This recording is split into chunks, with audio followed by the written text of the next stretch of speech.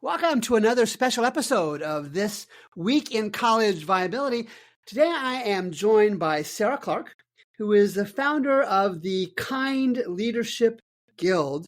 And Sarah has undergone what is sadly an increasingly common scenario in higher education. Sarah, thanks for joining us. Thank you for having me, Gary. First-time caller, long-time listener. I've been a fan for many years, really, and I really enjoy and appreciate what you do for the industry. Well, thank you. I'm grateful for your kind words, and I kind of hinted at this at the opening. You have personally experienced or experiencing really the loss of a higher education position. I'll let you talk about that. And my question for that is how has that impacted your view of the industry or even your profession? Yeah. Well, up until this past November, I was dean and university librarian at LaSalle University. Not really going to talk about that because what I have to say is kind of more general. As far as how my layoff has impacted the view of the industry, it really hasn't. Because this isn't my first rodeo. This is not my first layoff in a retrenching industry. I was talking to Gary about this before we started recording, but my first job out of college was in marketing for a telecom in 1999. They were stating at the time that their goal was to become the next Enron, and they succeeded in that better than they had anticipated. So just that experience riding the dot-com roller coaster all the way up and then all the way down and ultimately being laid off in the dot-com bust, that experience has colored my take on every industry I've been in since then, including higher ed, especially higher ed. Before my time at my immediate past institution ended, I thought and was happy to say that higher ed was overdue for a major correction and a major reinvention of itself. And, subsequent events have not changed that assessment. Yeah. I think what exactly that ends up looking like is up to question. And that's kind of where I tend to look to you. And if I can talk a little bit about academic libraries specifically, because yeah, please. Where I'm from, the library world, academic libraries and librarians, and I say this having been a part of that world since kind of around the time Google was first starting to get big. We will remain a significant and valued part of higher ed to the degree that we empower students to retain, to persist until graduation, and to live a good enough life after graduation that not only can they afford to pay off their loans, they will consider those loans money well spent. Excellent. That is how we stay relevant. But I will say that after COVID, I started wondering if the library's value proposition was going to need to look a little different. And we would need to think more about not just being the library as the heart of the university, but the library as one student learning support service in a cluster of learning support services. Things like the Writing Center, which I've always collaborated with throughout my career multiple times, tutoring, Career Center, all of those things that teach students how to learn. We've got the teaching side of higher ed very well represented in the power structures, but then we've got the learning side. And if we want to get students through their graduation, we have to think about teaching and learning. And we have to figure out how to support those learning services and make sure they are strong enough to support students. But if you look at a typical school's org chart, their learning support services are all over the place. You've got the math tutors over here and the Writing Center over here and the library in its own little world. And, who knows where they've stuck career services or the advisors or whatever. And I'm starting to see schools that are posting positions like a director of learning support or a dean of learning support that oversee the library and those other services. And I think that's an interesting route, I think, for the future. But I just as we make that shift, which I think that one-stop shopping solution is going to be what student learning support is going to look like in 5 or 10 years. But we need to make sure that the learning professionals and administrators have as much a seat at the table as the teaching professionals and administrators. And I think it's a little too early to say how that power system will play out. But I think that if we're just looking at it in the terms of we need to get more students to hang around for 4 years and pay tuition for 4 years and then graduate, we need to think about learning at least as much as we do about teaching in higher ed. Great points, Sarah. Now, you and I originally met through work you're doing as a leadership coach. Tell us about what you do and the value you bring to those that you work with. Yeah. Well, this started back in 2019. I've had this little side hustle on and off for about 5 years from now, and I'm going to talk a little bit later about the value of. It's more than a side hustle, Sarah. Come on. Side sachet. There you go. So about a year into my first deanship, I'd kind of just finished climbing the learning curve, figured out, because I was a first-time dean. I'd been an associate director for many, many years, but first-time dean at a new school halfway across the country.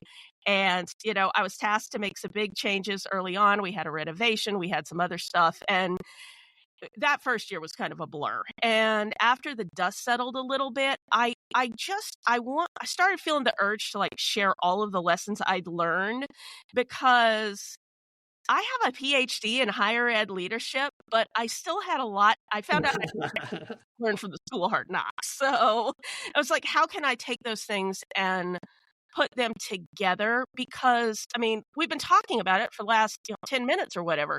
Higher ed needs to change in order to survive. But when you actually try to change something, it feels like if you're a leader who wants to see that change, it feels like you're just always blocked by doubt or dysfunction or drama. And, the only conclusion I've ever drawn is that's because higher ed professionals are selfish, flawed, and scared people living in in flawed world. I hate to tell you this, but we're all human beings. Yeah. And so I just kind of got to thinking, what if our schools don't have to be perfect to build a better world? What if we don't have to be perfect to turn our finances around? What if we don't have to have the perfect slate? What if we just, have to find a way to be good enough? And what if we just need some objective guidance from somebody who has been in the trenches but is not stuck in our trenches? Great point.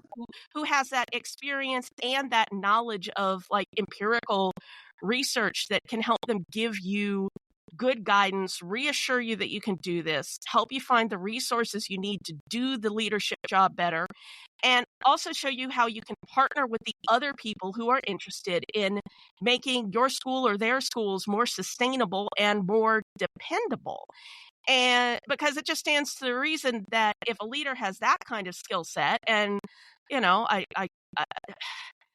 built something resembling that my first year as dean, kind of because I had no choice. I've had to figure it all out on my own to a large extent, though I had a great boss who also helped me out as a mentor. But that is what is going to give us the best shot to turn around the schools that have a chance, and to build, and on the other side of the coin, to build the collective will necessary to close or merge schools humanely, which I think is absolutely as important, if not more important, than the turnaround stories. Yeah. And yesterday I was working on my college viability website and doing some updates in preparation for 2025. And I saw that I had a page on there that was essentially finance for faculty. So I cleaned it up a little bit, updated the links, and then I posted it on LinkedIn yesterday sometime. I can't remember. And it kind of leads me to what I'm going to call, Sarah, the elephant in the room. And there are, as you sadly witness, there are many higher ed faculty and staff positions that have been lost. It's reasonable, I think many believe, that many more will be lost in the coming months and years. So from your perspective, what kind of guidance, especially on the financial side, I think, what kind of guidance would you give to faculty and staff and even students, especially those coming from colleges with clear financial challenges? Well, my first recommendation is to go watch or read all of Gary's content, buy the College Viability app, and get educated about where your school really stands, because you can't make any good decisions until you know that. And then my second recommendation is to have multiple streams of income. If you really do want to stay and stick around and see if you can help a school that is struggling, it's good to have a little backup, a little plan B. Great point. I didn't come up with the Kind Leadership Guild as, I'm going to be a leadership coach and that'll be my, backup in case things don't go well. But, it's turned out to be kind of handy, because I have had the Kind Leadership Challenge podcast earlier and things like that. So I've been in the community for a long time and able to kind of just ramp up something that's been bubbling away on the back burner. And I also, I got involved in other side projects recently. I do a little bit of audiobook narration on the side, which is a lot of fun, and everybody should look into how to do that. If you're, especially if you're a librarian or just, a nerd who likes to read stuff, it's a lot of fun. Not going to get rich off that, but again, just a little bit more cash coming in, a little bit more opportunity to make decisions. And you make better decisions when you are in a more secure place. And so I would say, even if you're not worried that your place is going to declare exigency next week, it's always good to have that little backup so you can make better decisions when you're at work, because things will be a little less high stakes. And then my third recommendation, which is slightly self-centered, but I think it's also true, is if you believe that your school does have the capacity to be turned around and you want to be part of that journey, you need to talk to somebody who has been there, who has done that, and can give you some solid leadership advice. Doesn't have to be me, but I'd be happy to do it. And anybody who's listening to this, reach out to me at the end. I'll give you some info, and I would love to sit down with you for free, no charge, for an hour, and just, help you think through what you think the challenges are that you need to deal with. And when we talk, I'm going to do a follow-up on that, because my perception, right, tell me if you think I'm right or wrong, is that I see a lot of media stories where colleges have engaged in public acknowledged financial challenges. And the faculty almost always, not every time, almost always express disbelief that the finances are so bad. Just from your industry perspective, not necessarily from the colleges you've been at, what's your perception of the typical college faculty member, say at a private college, and their understanding of higher education finance? I think that if a person, not just a higher ed faculty member, but if a person is scared to face the truth about something, human nature gives us an almost infinite capacity to look the other way and to rationalize. Yep. I could say fancy things about how tenure is a protection, and some folks may think they could just ride, close enough for retirement, they could just ride the ramp all the way down, or what have you. But or just or that they believe it's just administrators blowing things out of proportion so they can change the way it's always been. But ultimately, if you don't want to believe something, it's easier and it's safer to just stick your fingers in your ears and go la la la la la. Yeah. And another thing that I ponder on occasion, and I've shared often, probably too often, but I sincerely believe this: that more colleges need to close to get the industry closer to a balance of supply of colleges and college seats and the demand from college students. So here's my question for you. I believe more colleges need to close. Am I right or wrong? You're right. More. Well, I need to and will close. Right. Yeah. Two things. Yeah. Yeah. I mean, that's just what my gut says, what my experience that I mentioned earlier in the telecom industry says. Yes. The prestige places and the mass market schools are okay. If you work at Penn, you don't need to worry. If you work at Southern New Hampshire, you probably don't need to worry. But the 60% or so in the middle are either going to retool themselves to shift closer to one of those poles, or they will close, or they will merge. Yeah. And I mean, that's just what any industry downsizing looks like, at least that I've witnessed. I mean, you know more about that sort of thing than I do, but. And even as I was doing this week's, the regular Monday, this week in college viability, Keystone College in Pennsylvania, they were threatened with accreditation revocation at the end of the month. They exercised their right to appeal, which is fine. I have no issues with that, and I said so in the podcast. But what a callous response. Their finances are awful, and the leadership, I won't use names this time, I did in the podcast. How are they not thinking at all about their faculty, their staff, their students, and their communities? It's a rhetorical question. I don't expect you to answer that. But there are colleges, and you gave points, some that should close, some that need to close. There are many that need to close and are just fighting it tooth and nail. I understand the human nature part, but higher education is right in the middle of a period where there is consolidation. We might even be at the early phases of this period. And every other industry, Sarah, I can think of has undergone significant both consolidation in the form of closures and mergers. And it's just higher education's turn, is my thought on that whole topic. Yeah. I guess lastly, I was teaching you before we started recording that for the podcast that I do with guests, I have a make you king of the world or queen of the world kind of question. And that's what I've got this time. And you've heard me probably say on the podcast that accrediting agencies are not doing their job. I teasingly call them eye-dotters and T-crossers. And some of them are taking issue with that, and I understand. But they have focused for so long on inputs, and they don't really give hardly any warning when a college is in financial trouble. Sarah, if you were made queen of all accrediting agencies, all 6 of them, plus the national ones that are starting to pop up, what are the changes you would make? Okay, I had a list and I doodled, and I thought it really comes down to one. I'm in an interesting position because I have served as a peer evaluator, and I have also co-chaired a self-study.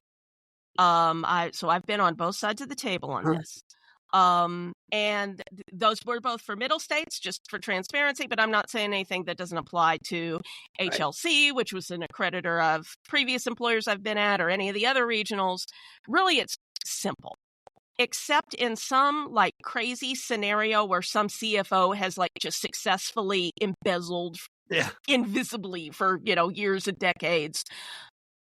No college closure should ever be a surprise. Amen, sister. The world should know a school is closing at least 12 to 18 months in advance, because the accreditors should be blowing the whistle even ahead of that time, just based on what you can see in audit results. And I know that sometimes schools who are in trouble have delayed audits. I think a delayed audit is its own kind of result. Yeah. And, but the accreditors, like any other people who, or entity that has power in the world, is not going to do that, is not going to take a firmer hand unless the government and the people who pay for college educations force the accreditors to do so. And like I said, there are other things that I could talk about that I have quibbles with about writing a self-study or doing a site review. But if we could just... If we just had that basic consumer protection in there, that would make more change than like the rest of my little list put together. So interesting observation, Sarah. Sarah Clark has been my guest today. She's the founder of the Kind Leadership Guild. I'm going to make sure I have her contact information on the show notes. Sarah, always a pleasure to chat. You make some profound observations and some common sense observations. I just hope that with guests like you and others, that those in leadership roles in higher education, at whatever level of leadership, they either reach out to you or they at least follow your guidance from podcasts and media like this. So Sarah, thanks for joining me. Yeah, thank you so much. If you want to learn more about me as a higher ed professional you might want to have as a colleague, you can find my LinkedIn page at sarahclarkphd.com. That will redirect you to my LinkedIn page, and follow me. I have lots of interest. I think I have lots of interesting stuff to say. I have stuff to say.